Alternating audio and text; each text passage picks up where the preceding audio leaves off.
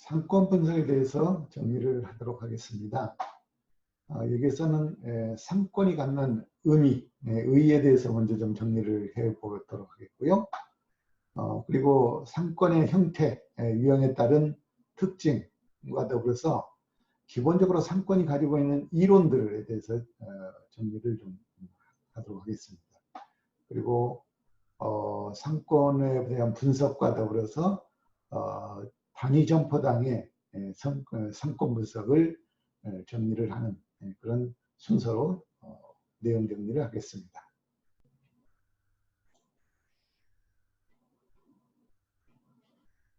상권 분석과 관련해서 상권의 개념에 대해서 먼저 좀 정리를 하도록 하겠습니다.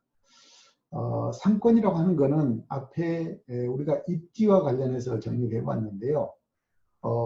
입지라고 하는 것은 사업을 하는 위치를 우리가 입지라고 개념을 잡았다 하면은, 상권이라는 것은 영업이 미치는, 즉 영향력이 미치는 범위를 우리가 상권이다라고 이렇게 정리를 해볼 수 있겠습니다. 그리고 입지가 점의 개념이었다라고 하면은 상권은 면의 개념으로 오늘 설명을 해볼 수 있고요.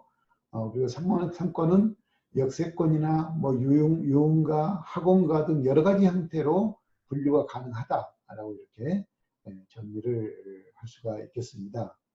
그래서 상권이라고 하는 것은 면의 개념이기 때문에 어떤 지역, 지구를 특징적으로 얘기한다라고 보면 되겠습니다. 공간적인 개념에 있어서 굉장히 넓은 그런 개념으로 우리가 이해를 할 수가 있겠습니다. 기본적으로 상권이라고 하는 것은 개별 점포 입장에서 보면은 상점을 개설하기 위한 입지 조건이 되지만은, 소비자의 입장에서 보면은 상품을 구매할 수 있는 구매 시점이 된다라고 이렇게 본 것이죠. 그렇기 때문에 소매업이나 외식업 또는 유흥, 오락산업은 입지산업으로 불림과 동시에 특정 지점에서의 입지 선정은 사업의 성공과 실패의 중요한 그런 전략적 과제가 되는 것입니다. 그렇기 때문에 상권이라는 개념이 굉장히 중요하게 대두가 될 수 있다.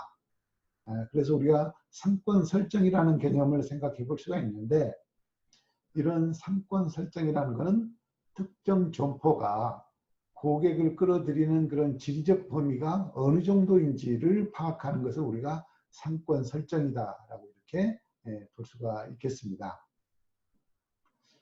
상권의 개념에서는 거래권이라는 개념과 판매권이라고 하는 개념 두 가지가 같이 동시에 존재하게 되는데요. 거래권이라고 하는 것은 주로 도매업에서 사용되는 그런 용어로서 거래 대상이 되는 고객들의 거주지 범위라고 이렇게 보면 되겠고, 판매권이라고 하는 것은 소매점을 대상으로 주로 우리가 쓰는 그런 용어로서 소매점이 판매 대상으로 삼고자 하는 지역을 우리가 판매권이다라고 이렇게 이해할 수 있겠습니다. 그래서 기본적으로 상권은 거래권과 판매권의 개념을 동시에 가지고 있다. 또 상권과 그런 비슷한 그런 개념으로 사용되는 것이 상세권이라는 용어가 있는데, 이 상세권이라는 것은 어느 특정 상업지역에 상업 세력이 미치는 그런 범위를 일컫는다라고 볼 수가 있겠습니다. 따라서 상권과 상세권이라고 하는 것은 동일한 의미로 사용되고도 있습니다. 그러나 좀 더 세분화시켜 보면은, 상권이라고 하는 것은 개별 상점이 고객을 끌어들일 수 있는 그런 지역적 범위라고 우리가 정의한다고 하면은, 상세권이라고 하는 것은 예를 들어서 명동이나 또 남대문 시장과 같은 상업 집단이 고객을 끌어들일 수 있는 지역의 범위를 우리가 상세권이다라고 이렇게 정의할 수가 있겠습니다. 따라서 상권 내지는 상세권이 가지는 특징, 상권의 특징에 대해서 정리를 해보겠습니다. 첫 번째, 소매점의 영업 범위는 거리적으로 한계가 있다라고 하는 것이죠.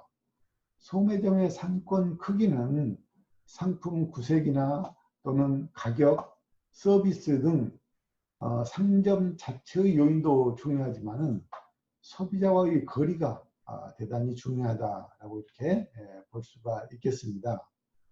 그래서 일반적으로 소비자들이 이 점포 인지도의 변화를 일으킬 수 있는 그런 요인들을 보면은 반경 500m 이내에서는 95% 정도의 소비자가 인지도를 갖는 그런 상점들에 이용을 하고 있고 1km 이내에서는 45% 정도의 소비자, 또 2km 이내에서는 15% 정도의 소비자가 주로 인지도가 있는 그런 점포를 이용하고 있다라고 하는 것이죠. 자, 이렇듯이 기본적으로 소매점의 영업은 거리의 여러 가지 제한적인 요소를 많이 받고 있다라고 볼 수가 있겠습니다.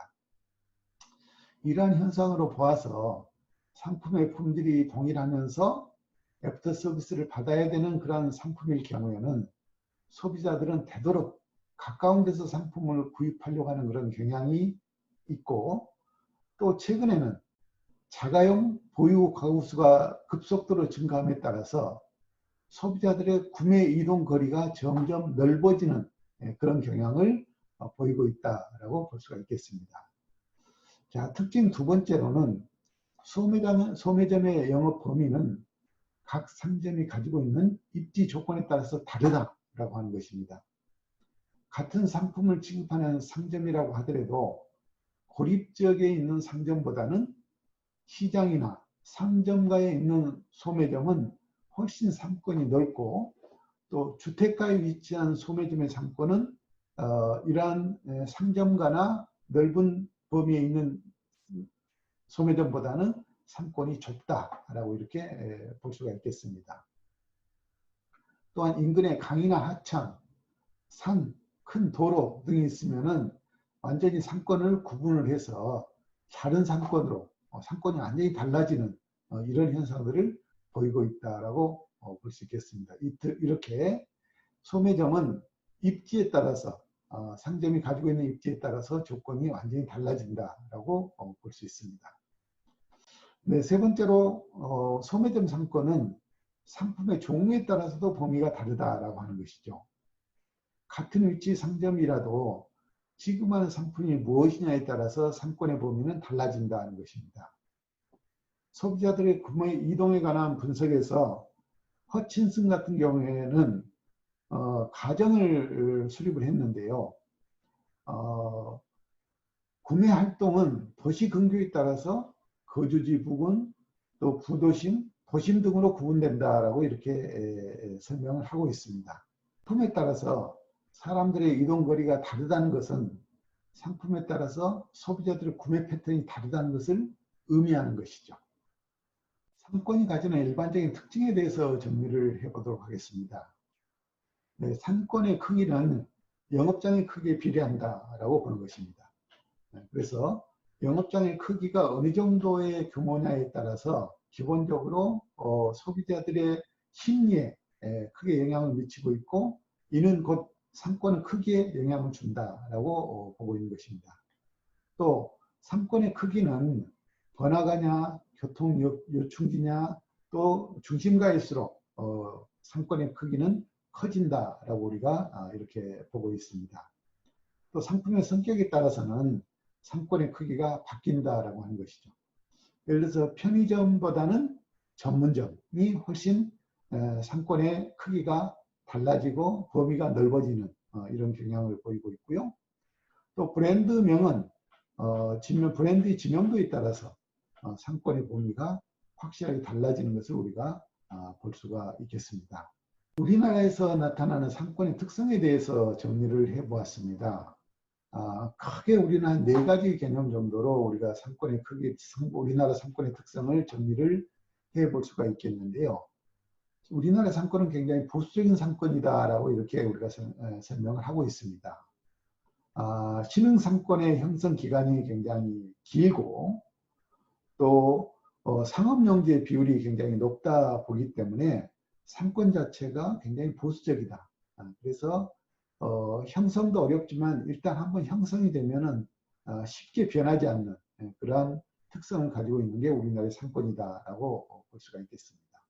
또 우리나라의 상권은 단핵성이 매우 강하게 나타나는 그런 특징을 보이고 있습니다. 특정 지역을 중심으로 집중적으로 상권이 발달되는 그런 형태를 보이고 있다고 하는 것입니다.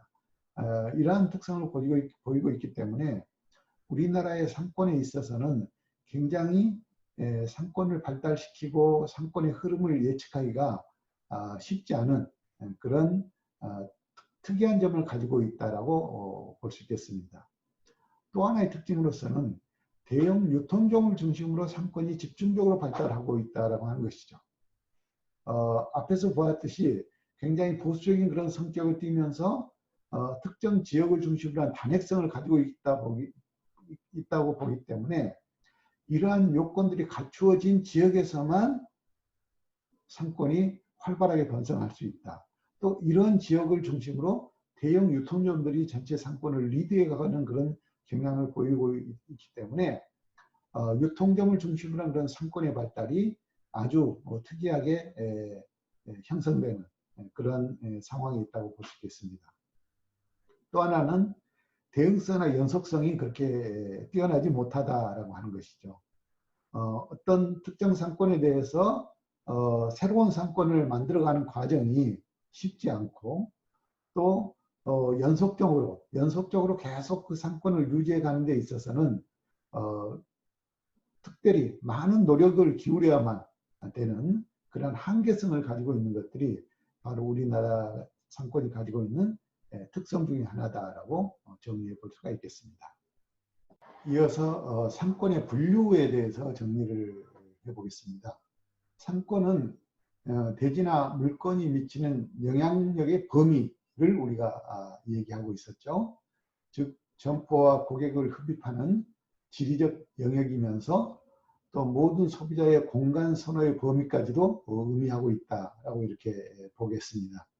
그렇기 때문에 상권은 판매액 비율을 고려해서 생각할 수도 있고 또 거리를 중심으로 해서도 생각해 볼 수가 있겠습니다. 대표적으로 우리가 판매액의 비율을 가지고 상권을 분류를 해 봤을 때 상품 판매액의 한 70% 정도를 차지하는 지역을 우리가 1차 상권이다 라고 이렇게 보고 있고 25%가 거주하는 그런 지역을 2차 상권, 또 나머지를 3차 상권 이렇게 우리가 구분을 하고 있습니다. 그래서 판매 기준으로 봤을 때는 상품 판매액의 60에서 70% 정도의 영향력을 가지고 있는 지역을 2차 상권, 그리고 판매액의 15%에서 25% 정도의 영향력을 가지고 있는 지역을 우리가 2차 상권, 그리고 그 외 지역 약 5 내지 10% 정도 아주 미미한 그런 영향력을 가지고 있는 지역을 우리가 3차 상권 이렇게 판매 기준으로 구분해 볼 수가 있겠습니다. 일반적으로 상권은 도심권 상권, 부도심권 상권, 지역 상권 이렇게 우리가 분류를 하는데요. 이 가운데 도심권 상권의 경우에는 서울을 예로 든다고 하면은 명동, 종로, 신촌, 또 강남, 영등포 이런 대형 상권들을 우리가 대표적으로 도심권의 상권이다라고 이렇게 우리가 얘기할 수가 있겠습니다. 이른바 도심권 상권에서는 대형 쇼핑센터, 또 유명 브랜드는 물론이고 가격보다는 제품의 질과 기여도에 따른 아이템으로 구성을 하는 것이 일반적으로 경쟁력이 있는 그런 전략이다라고 볼 수가 있겠습니다. 점포의 매출을 기준으로 해서 분포를 보면은 1차 상권 같은 경우에는 매출액의 60에서 65% 정도의 고객들이 거주하는 그런 범위를 우리가 1차 상권으로 볼 수 있을 것 같고요. 매출의 30% 정도를 점할 수 있는 그런 거주지 범위에 있는 영역을 우리가 2차 상권으로 볼 수가 있겠습니다. 그리고 매출액이 10% 이하 정도로 크게 영향을 미치지 못하는 그런 범위를 우리가 3차 상권의 범위로 볼 수 있겠습니다. 시간적인 관점에서 보면은 도보 기준으로 5분 이내의 거리, 반경 500m 내외의 정도로 우리가 1차 상권의 개념으로 볼 수 있겠고, 도보로 10분에서 15분 정도의 거리, 500에서 1km 범위를 2차 상권 영역으로 보면 될 것 같습니다.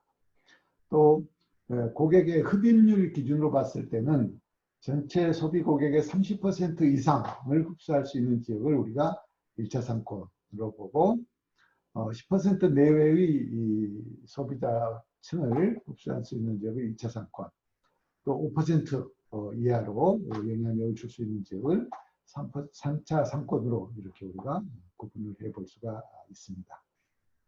상권 이론에 대해서 정리를 좀 해보려고 합니다. 우리가 상권이라고 하는 것은 고객의 유입이 이루어지는 지리적 영역의 경계를 결정하는 것을 말하게 되는데요. 개별 상점의 상권 설정은 자기 영역 내에서 점포의 시장 침투가 어느 정도인지를 평가하는 것입니다. 따라서 상권을 측정하는 방법은 크게 이론적인 방법과 경험적인 그런 방법을 사용하게 되는데, 이론적인 방법의 경우는 상권의 경계를 설정하는 데 일반적으로 많이 쓰고 있고, 경험적인 그런 방법은 소비시장의 침투 정도를 보다 정확하게 측정하는 데 사용하고 있다고 볼 수가 있겠습니다. 일반적으로 학술적인 상권 이론은 중심지 이론, 소매 인력 법칙, 그다음에 칸버스 법칙, 이렇게 세 가지 법칙을 우리가 상권 이론에서 많이 사용을 하고 있습니다. 첫 번째로 크리스탈러의 중심지 이론에 대해서 정리를 좀 해보면요. 중심지 이론은 상점가 및 도시의 계층적인 공간 또 구조를 분석하는 그런 기초 모델이다라고 우리가 알고 있습니다. 고객의 동질성, 또 공간의 균일성, 또 소비자의 거리 최소화 등이 동일하다라고 하는 전제 조건하에서 연구가 되어지는 그런 이론이다라고 볼 수 있겠습니다. 크리스탈러가 발견하는 규칙적인 상권의 육각형 구조는 많은 사람들의 관심을 불러일으켰는데, 지리학자들 같은 경우는 이와 같은 중심지 이론을 소매 부분의 공간 구조와 또 소비자들의 공간 행동 규칙성에 대한 법칙으로 이렇게 이해를 하고 있습니다. 반면 도시계획 이론가들은 중심지 이론을 이용해서 새로운 대형 점포를 개설하는데 많이 응용을 하고 있고요. 또 중심지 이론은 소비자들이 이동하는 패턴을 알 수 있는 그런 장점을 가지고 있다라고 볼 수가 있습니다. 그렇지만은 이 크리스탈러의 중심지 이론에서 몇 가지 극복해야 될 그런 내용들을 좀 보면은 자연 공간을 지각 공간보다는 중요시 한다는 것이었고요. 또 상점이나 상업 집단들 사이에서 나타나는 질적 다양성을 좀 도외시했다라고 하는 그런 지적들이 있습니다. 또 공간과 수요 간의 균형을 전제로 하였고, 복합적인 목적을 가진 그런 것들을 무시했다는 것이죠. 자, 이 중심지 이론은 규칙적인 형태만을 파악할 수 있는 구매 이동 모델로 기본적인 분석 면에서는 상당한 공헌도를 인정을 합니다만은, 소비자들의 선호와 같은 사회 심리적 요소에 대해서는 다소 감안하지 못했다라고 하는 그런 나름대로의 한계점들을 설명을 하는 학자들도 많이 있습니다. 라일리의 소매인력 법칙에 대해서 정리를 해보도록 하겠습니다. 라일리의 법칙은 소매점 상권을 측정하는 것보다 인접하고 있는 두 도시 간의 상권의 한계를 수치적으로 측정하는 그런 방법으로 오랫동안 사용되어지고 있는 그런 이론이 되겠습니다. 라일리의 소매인력 법칙이라는 내용은 측정 대상이 되는 두 개의 도시의 도시의 흡입력이 그 도시 인구에 비례하고 있고, 또 거리의 제곱에 반비례한다라고 하는 것이죠. 이와 같은 소매인력 법칙은 서로의 세력에 의해서 정해지는 지점을 분기점으로 하고 그 범위 안에 있는 지역 주민들은 자기 도시 소매 지역으로 흡입한다라고 하는 이런 기본 원리가 바로 라일리의 소매인력 법칙이 되겠습니다. 이러한 라일리의 법칙은 오늘날에도 많이 사용되고 있는데 여기에 적용되는 지표만을 바꾸어서 사용을 하고 있습니다. 예를 들면 거리는 시간 거리로, 인구는 점포수나 매장 면적 등으로 바꿔서 분석에 적용하고 있다라고 하는 것입니다. 컨버스의 법칙에 대해서 정리를 해보도록 하겠습니다. 컨버스의 법칙은 라일리의 법칙에서 발견되는 두 도시의 중간 지역에 있는 정확한 지점을 발견하기 위해서 개발이 된 그런 법칙이다라고 볼 수 있겠습니다. 즉 분기점을 정확하게 결정하기 위해서 라일리의 법칙을 변형시켰다라고 보는 것이죠. 이 분기점 모델은 상업 집단의 계층적 분류와 결합시켜 적용하는 것이 특히 효과적이다라고 이렇게 알려져 있습니다. 그 이유로는 각기 다른 등급의 상품들에 대해서 각기 다른 수준의 경계선, 분기점이 되겠죠. 이런 경계선들이 계산되어 수 있기 때문에 그러한 관점에서 매우 의미가 있는 그런 법칙이다라고 보고 있습니다. 허프의 확률 모델에 대해서 정리를 해보도록 하겠습니다. 허프의 확률 모델은 라일리의 법칙과는 달리 개별 소매점의 고객 흡입력을 계산하는 그런 방법이 되겠는데요. 허프의 흡입 확률 모델은 소비자가 상점가를 선정하는 행동을 확률적으로 발견하기 위한 것인데 상점가의 흡입력은 상점의 친화도에 비례하고 시간 거리에 반비례한다는 가설 안에서 만들어진 것이 되겠습니다. 허프의 확률 모델은 미국 캘리포니아 대학의 허프 교수가 14개의 쇼핑센터를 선정을 하고 여러 단계의 실험을 거쳐서 만든 것으로 이 허프 모델은 일본 통상성의 대형점 출점 심사 지표로도 채택되기도 하였던 그런 모델이 되겠습니다.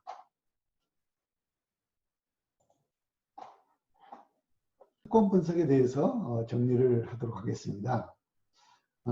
우리가 상권 분석을 실시하는 목적은 5가지 정도로 정리를 해보았습니다. 우리가 상권 분석은 첫째, 입지를 선정하기 위한 그런 기초 자료로 활용하기 위해서 상권 분석을 시행한다라고 하는 것입니다. 입지 선정을 위해서는 정확하게 입지의 특성에 대해서 고려가 되어야 되겠고 이러한 입지의 특성을 반영을 해서 구체적으로 상권의 현황 내지는 상권의 특성까지를 우리가 분석할 수가 있기 때문에 이러한 입지 선정의 기초 자료로서는 매우 중요한 자료가 바로 상권 분석이다라고 볼 수가 있는 것이죠.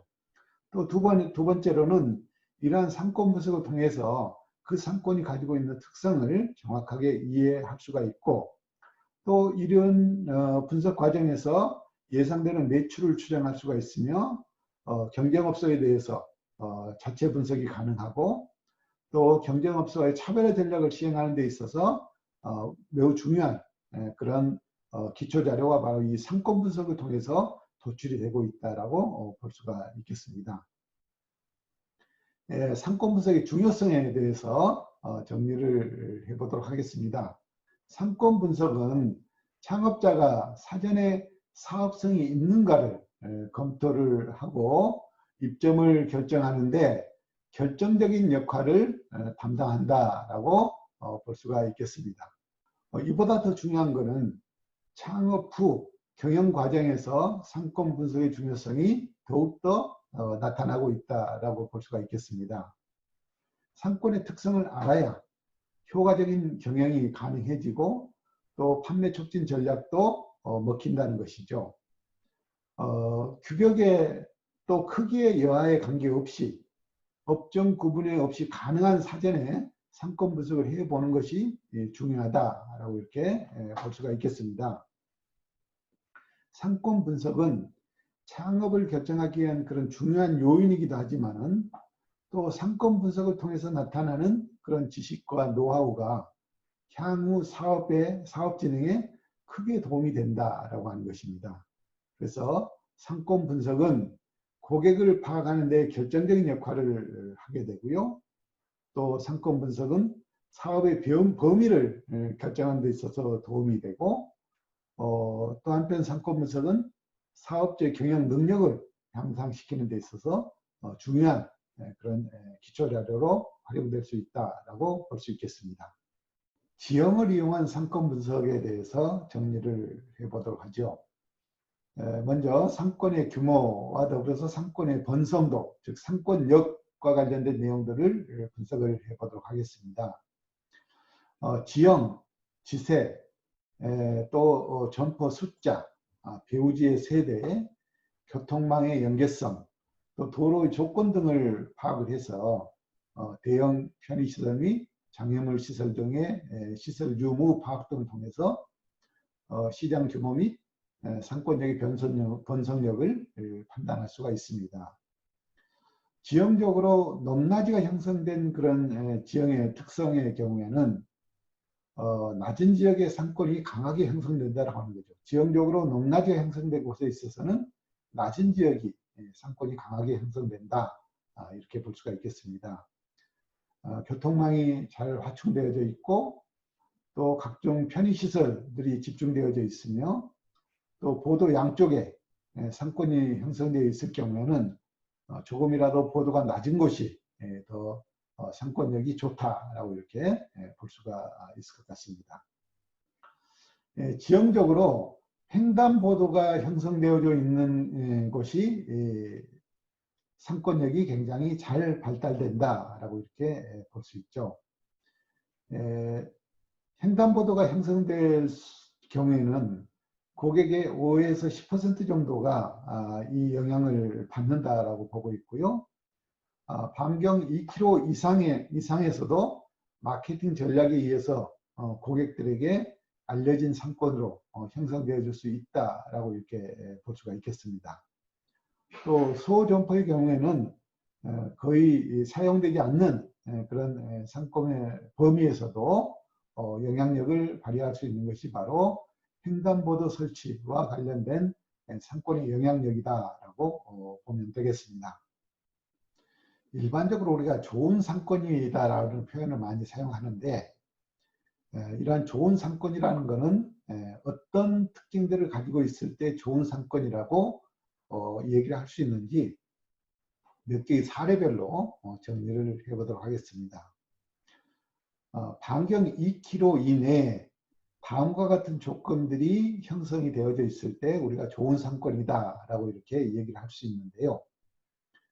반경 2km 이내에 10층 이상의 대형 건물들이 5개 이상 밀집되어져 있는 지역, 또 배후지가 500세대 이상의 아파트 단지로 또는 오피스가로 이렇게 구성되어져 있는 그런 지역, 또 대형 건물이나 5층 이하의 중형 건물들이 다수 밀집되어져 있는 지역, 이런 지역들이 바로 우리가 좋은 상권이다. 반경 2km 이내에서 이러한 조건들을 갖추고 있을 경우 우리가 좋은 상권이다라고 이렇게 설명을 드릴 수가 있겠습니다. 반경 1km 이내에 여러 가지 숙박시설이라든지 또는 숙박업과 연계되어 있는 다양한 이런 편의시설들이 밀집되어 있을 때도 우리가 좋은 상권이다라고 이렇게 설명을 할 수가 있겠습니다.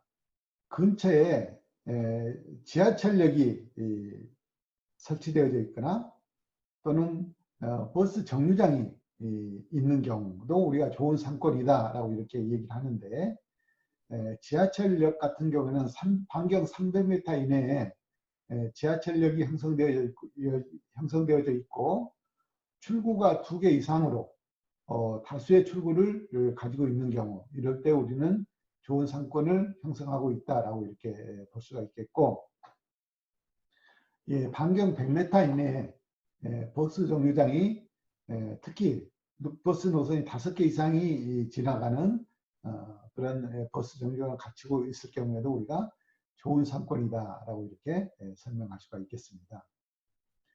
또 근처에 고등학교나 대학교가 분포되어 있는 이런 학원 내지는 학교 밀집 지역을 우리가 좋은 상권이다라고 설명을 하고 있는데요. 고등학교나 대학교 같은 경우는 정문 500m 이내, 후문 300m 이내에 이런 위치하고 있는 그런 지역들은 우리가 좋은 상권이다라고 얘기를 하고 있습니다.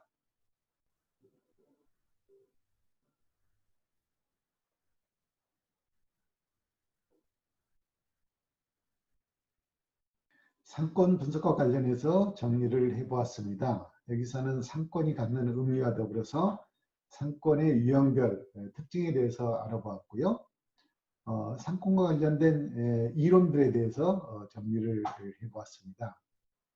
먼저 우리가 상권이 갖는 개념은 상점 입지는 개별 점포 입지에서 보면은 상점을 개설하기 위한 입지 조건이 되지만은 소비자 입장에서 봤을 때는 상품을 구매할 수 있는 구매 시점이 된다라는 것이었죠. 그래서 우리가 상권이라고 하는 개념은 거래권이라는 개념과 또 판매권이라는 두 개의 개념을 동시에 가지고 있다라고 이렇게 정리를 했었습니다. 거래권은 주로 도매 시장에서 사용되는 그런 개념으로 거래 대상이 되는 고객의 거주지 범위라고 이렇게 정리를 했죠. 판매권은 소매점에서 주로 많이 사용하는 그런 개념의 용어였고, 판매 대상으로 삼고 있는 그런 지역을 우리가 판매권이다라고 이렇게 정리를 해보았습니다. 그리고 상권과 비슷한 개념으로 우리가 상세권이라고 하는 그런 말도 사용을 하고 있는데, 이 상세권이라고 하는 것은 어느 특정 상업 집단의 상업 세력이 미치는 그런 범위를 우리가 상세권이다라고 이렇게 정리를 하고 있습니다. 때로는 상권과 상세권이 동일한 그런 의미로 사용이 되어질 때도 있습니다만은, 상권이라고 하는 것은 개별 상점이고 또 고객을 끌어들일 수 있는 그런 지역적 범위를 일컫는다라고 하면은, 상세권은 예를 들면 명동이나 남대문 시장과 같은 그런 상업 집단이 고객을 끌어들이는 지역의 범위를 일컫는다라고 이렇게 얘기를 했었죠. 그리고 이러한 상권들이 가지는 특징에 대해서 정리를 했습니다. 크게 우리가 세 가지 개념으로 정리를 해봤었죠. 첫 번째로 소매점의 영업의 범위는 거리적으로 한계가 있다라고 하는 것이었습니다. 그래서 거리에 따라서, 거리의 기준에 따라서 우리가 얼마 정도, 몇 퍼센트 정도의 흡입력을 가지고 있느냐를 가지고 기준으로 삼았었죠.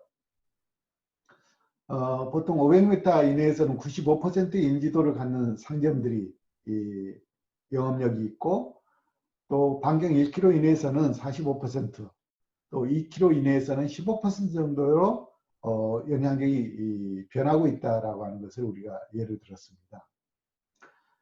또 소매점의 영업 범위는 각 상점이 가지고 있는 입지 조건에 따라서 다르다라고 이렇게 우리가 설명을 했죠.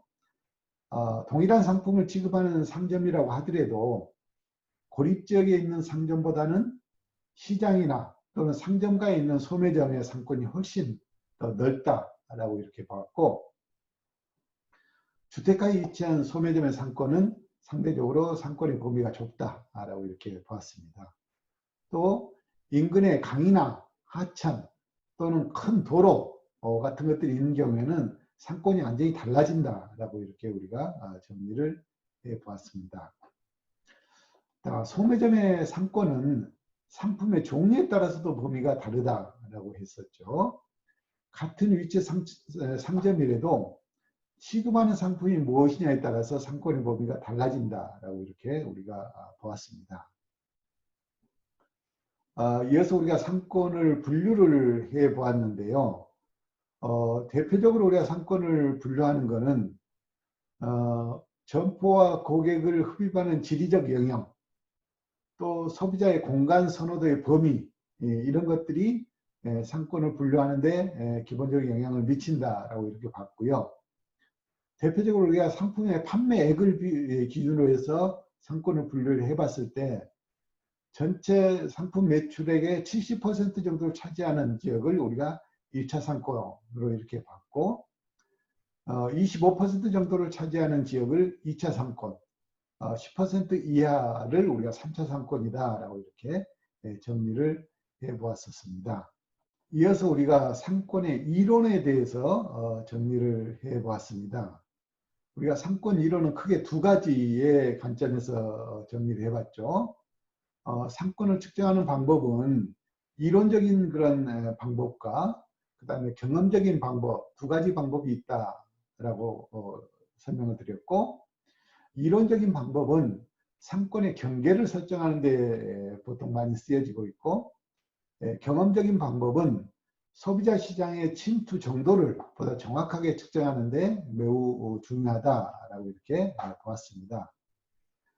그리고 우리가 상권 이론과 관련해서는 크리스탈러의 중심지 이론, 그 다음에 라일리의 소매 인력 법칙, 그 다음에 컨버스 법칙, 그 다음에 허프의 확률 모델, 이런 것들을 우리가 정리를 해보았습니다. 간단하게 다시 한번 좀 정리를 해보면은 크리스탈러의 중심지 이론은 상점가 및 도시의 계층적인 공간 구조를 분석하는 그런 기초 모델이다라고 우리가 설명을 드렸고요. 중심지 이론은 소매 부분의 공간 구조와 소비자들의 공간 행동의 규칙성에 대해서 법칙을 발견한다는 데 의미가 있었고, 또 이를 통해서 소비자들이 이동하는 패턴을 우리가 알아낼 수 있다라고 하는 그런 장점이 있었습니다.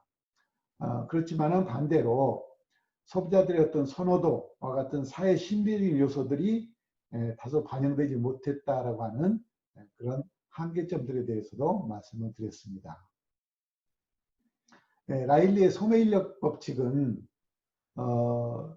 인접하고 있는 두 도시 간의 상권의 한계를 수치적으로 측정하는 그런 방법인데요. 널리 이용되고 있는 그런 이론 중에 하나다라고 이렇게 보고 있습니다. 라일리의 소매인력 법칙은 측정 대상이 되는 두 개의 도시를 도시의 흡입력과 관련해서 흡입력은 도시 인구에 비례하고 거리의 제곱에 반비례한다라고 하는 것이었죠. 그래서 이와 같은 소매인력 법칙은 서로의 세력에 의해서 정해진 지점을 분기점으로 하고 그 범위 안에 있는 지역 주민들을 자기 도시의 소매 지역으로 흡입한다라고 하는 이런 기초 이론이 바로 라일리의 소매인력 법칙 이론이다라고 보실 수가 있겠습니다. 컨버스의 법칙은 라일리의 법칙에서 발견되는 두 도시의 중간 지역에 있는 정확한 지점을 발견하기 위해서 개발되어진 그런 이론이다라고 보시면 되겠습니다. 분기점을 정확하게 결정하기 위해서 라일리 법칙을 변형해서 사용한 그런 모델이 되죠.